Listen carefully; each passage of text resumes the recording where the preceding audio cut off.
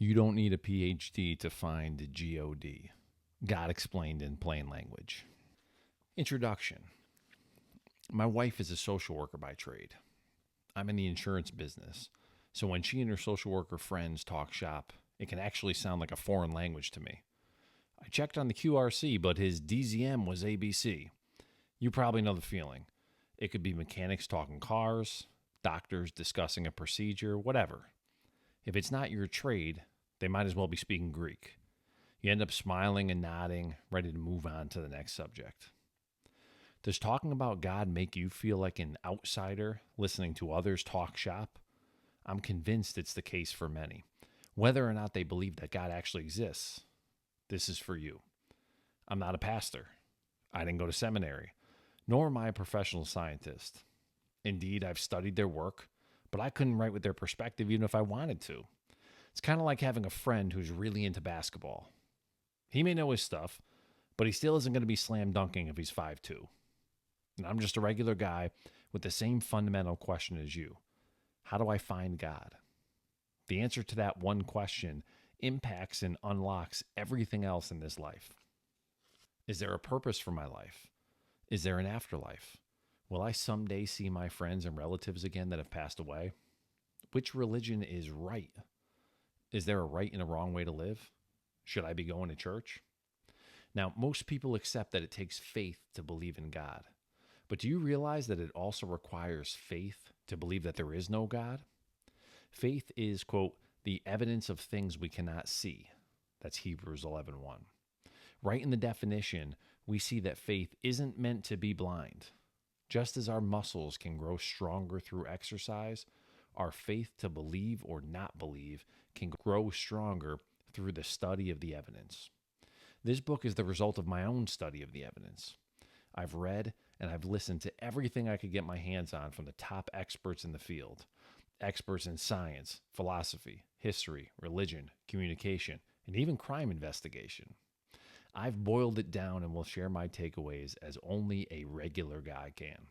For example, I'll reference expert scientific research, but we won't get bogged down in hyper-technical scientific discussion. I'll also avoid using religious terms that would likely be foreign to those outside of the church. I'm giving you the bottom line here, and will share sources you can use to dive deeper into any of the topics that we hit. If you want to know the intricacies of the second law of thermodynamics or to explore deep anagogical hermeneutics, there are plenty of places you can get that. It just won't be in this book. Are you ready? Let's talk God. Part 1, Science. Chapter 1, Big Bang. This is a quote. The Big Bang Theory is how astronomers explain the way the universe began. It is the idea that the universe began as just a single point, then expanded and stretched to grow as large as it is right now, and it could still be stretching. That's spaceplace.nasa.gov. Another quote. I believe in the Big Bang. I just know who banged it. Dr. Frank Turek. Have you ever wondered how our world started? Science has proven that our universe exploded into being out of nothing. That means everything, including space, time, and matter, didn't exist. There was absolutely nothing. And then, bang, there was something. But we didn't always know that. Even Albert Einstein originally believed that the universe itself was eternal. In other words, that the universe was always just there, with no beginning and no end. Think about what that would mean. If it were always just there, then the universe would not have needed something or someone to have created it. If it was always just there, then perhaps somehow our world began by accident. You see, when we accept something as just there, we don't really think about how it got to be that way. Here's a thought experiment to show you what I mean. Something that we consider just there in our day-to-day lives is gravity. Now, gravity does some pretty awful things. It causes planes to crash. It caused my son to knock out his front tooth before his first birthday while learning to walk. And yet, no one ever complains about gravity. Have you ever heard someone tell you that they were having a great day until gravity kicked in and ruined things? Of course not. Why? Because it's just there. Thanks to modern science, we now know that our universe isn't actually eternal. It was not always just there. There's a wide range of evidence that proves so, but let's focus on the discovery that changed Einstein's mind. In 1929, Edward Hubble discovered the expansion of the universe.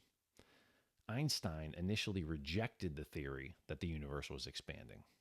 That was until Hubble invited Einstein out to look through his telescope in Mount Wilson, California.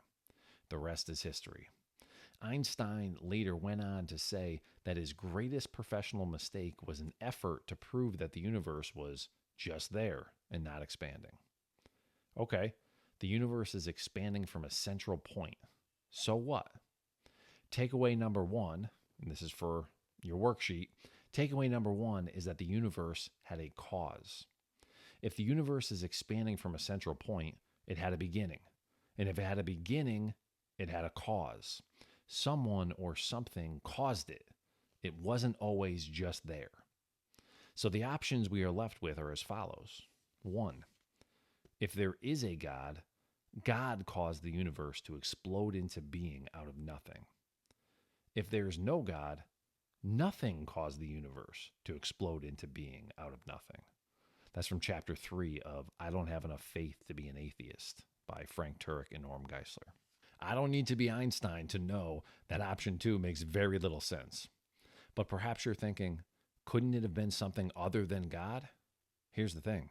There was nothing else. Science has proved that all space, time, and material exploded into being out of nothing. Therefore, the cause of the universe has to be something outside of time, space, and material. What could exist outside of time, space, and material? An eternal God. Fellow spreadsheet nerds, rejoice. As we walk through this evidence, we'll organize our takeaways by building a simple comparison spreadsheet. On one side is God. God caused the universe to explode into being out of nothing. And on the other side of the chart is nothing. Nothing caused the universe to explode into being out of nothing. I'll put all that in the worksheet for you. Let's move on to the next chapter.